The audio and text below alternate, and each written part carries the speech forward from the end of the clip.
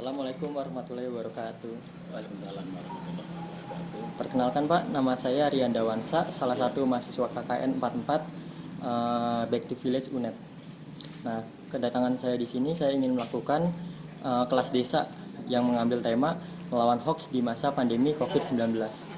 ya, Nah, ya. sebelumnya apakah Bapak telah mengetahui Pak, hoax itu seperti apa sih Pak? Arti dari hoax itu? Yaitu yang pemberitaan yang tidak jelas kan. Iya, yang nggak Ya, benar atau yang benar. bohong gitu ya Pak? Iya, iya. Mungkin lanjut saja ini. Nah, apa itu hoax?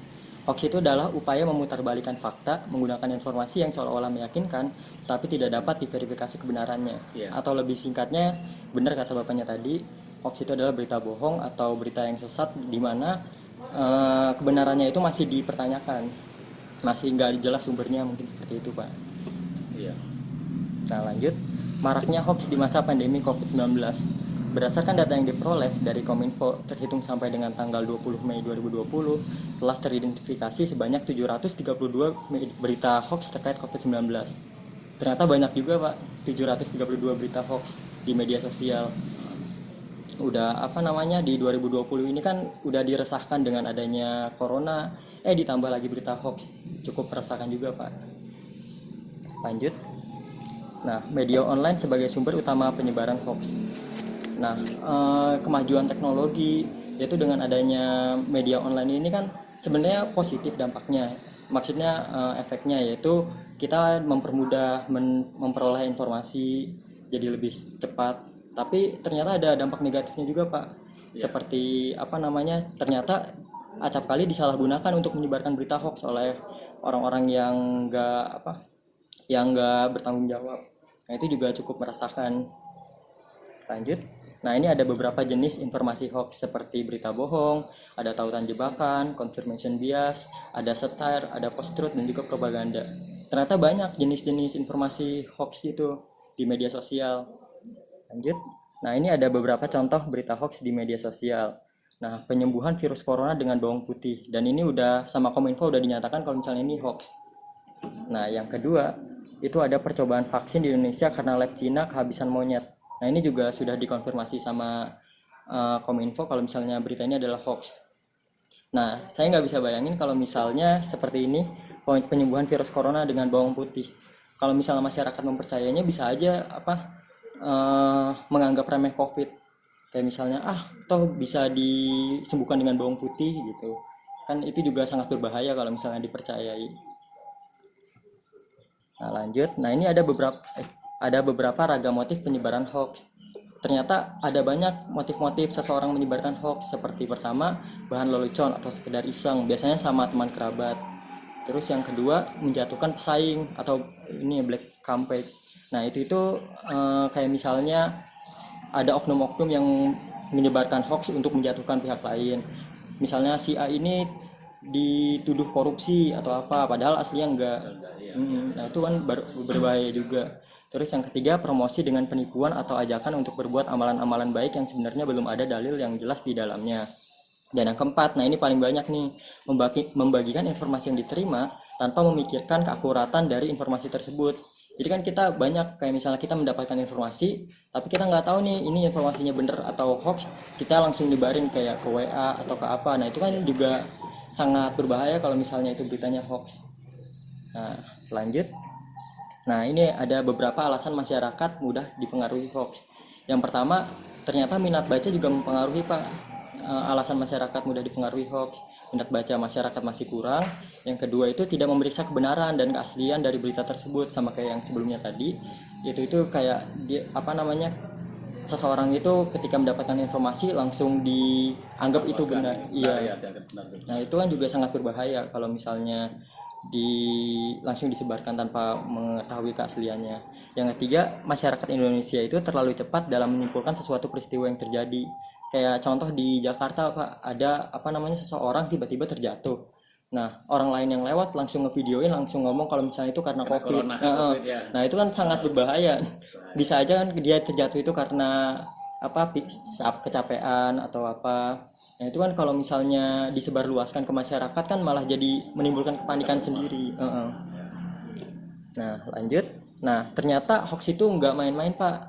di apa namanya di hukum Indonesia sendiri juga mengatur terkait kejahatan hoax. Jadi hoax itu termasuk kejahatan. Nah, di dalam pasal 45A Undang-Undang ITE disebutkan bahwa kejahatan hoax itu diancam dengan pidana penjara paling lama 6 tahun dan atau denda paling banyak 1 miliar rupiah. Nah, itu cukup berat juga kalau misalnya kena. Jangan main-main inian apa namanya sama hoax ini. Nah, ternyata kita itu juga jangan apa namanya hanya terpaku sama hukumnya aja. Udah ada hukumnya, kita diemin aja lah, nanti juga aparat yang bertindak. Nah, itu sesuatu yang salah, keliru. Nah, perlu ada upaya kerjasama atau koordinasi dari berbagai pihak, Pak, dalam menghadapi persebaran berita hoax, baik dari pemerintah, aparat penegak hukum, maupun juga masyarakat, Pak. Nah, dari pemerintah itu sebenarnya melalui Kominfo itu sudah melalui situs resminya itu udah bukan menyebarkan, memberikan informasi yang valid atau yang jelas terkait corona. Jadi kayak misalnya informasi-informasi yang jelas itu udah ada di situs resminya itu, Pak, Kominfo. Dan lagi Kominfo juga memberitakan misalnya temuan-temuan berita yang ternyata hoax kayak yang tadi sebelumnya, Pak. Kan tadi ada tuh yang oleh Kominfo dinyatakan hoax. Nah, itu seperti itu, Pak. Itu udah diinformasikan oleh Kominfo. Nah, selain dari Kominfo, kepolisian juga ada melalui MAK-2/Romawi 3/2020 itu sudah menghimbau kepada masyarakat untuk selalu selektif dalam memperoleh informasi dan juga tidak mudah percaya terhadap informasi-informasi yang masih nggak jelas sumbernya atau ini. Yang sifatnya merugikan masyarakat. Iya. Nah, itu kan juga perlu diperhatikan. Dan kalau kepolisian juga udah menghimbau kalau misalnya ada masyarakat yang mendapati berita hoax atau berita yang kayak nggak jelas, itu bisa ngelaporin ke polisi setempat untuk bisa ditindak lebih lanjut sama kepolisian. Nah, selain dari pemerintah dan aparat penegak hukum, nah masyarakat juga harus turut berperan, turut andil dalam menangani hoax ini sendiri. Kayak yang pertama, tidak mudah percaya terhadap segala informasi yang diperoleh. Yang kedua, biasakan mencari informasi dari sumber yang valid atau terpercaya. Yang ketiga, kita juga boleh menyanggah apabila ditemukan informasi yang tidak benar atau sesat. Dan yang keempat, nah ini kalau misalnya ditemukan berita yang nggak jelas kebenarannya, kayak ini benar atau enggak sih beritanya, takutnya kalau misalnya salah itu malah jadi jadi hoax ini. Nah, maka dapat melaporkan kepada pihak yang berwenang. Nah, pihak berwenang di sini tuh bisa kepolisian ataupun Kominfo. Nah, kalau melalui Kominfo ini ada cara pelaporannya. Pertama itu adalah screen capture di setiap URL, link berita atau informasi hoax.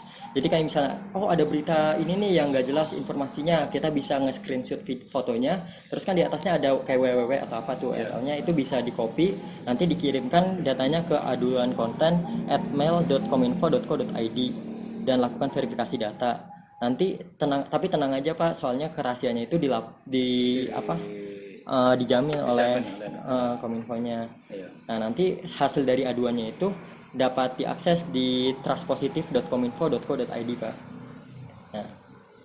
Nah, mungkin sekian dari saya, Pak. Apa Bapak ada pertanyaan, Pak? Kaitannya tadi masalah pengobatan pakai bawang putih. Iya, Pak. Ya. Terus keluarga saya itu cara efektif untuk menjaga itu, tiap pagi itu minum air putih hangat 1 gelas. Itu benar bisa nggak untuk penanggulangan COVID-19? Ini sih, Pak, kalau misalnya sampai sekarang kan masih belum ditemukan langkah yang ini untuk menyembuhkan COVID kan masih belum diketahui. Masih proses vaksin pun juga masih sedang diteliti oleh peneliti. Nah, itu juga masih ini abu-abu, Pak, apakah benar atau enggak. Sejauh ini sih yang data yang ditemukan oleh Kominfo itu kayak bawang putih. Terus ada juga, Pak, yang kayak misalnya kita mandi pakai alkohol itu bisa menyembuhkan katanya. Nah, itu udah dibantah juga sama Kominfo kalau misalnya itu adalah hoax. Jadi banyak ternyata berita-berita yang menyebar di media sosial, Pak. Kan itu juga sangat meresahkan juga masyarakat. Ada pertanyaan lagi, Pak? Saya cukup ada, Mas. Cukup, Pak, ya. Baik, Pak, sekian dari saya. Mohon maaf sekali, Pak, mengganggu waktunya, Pak. Selamat malam. Assalamualaikum. Waalaikumsalam.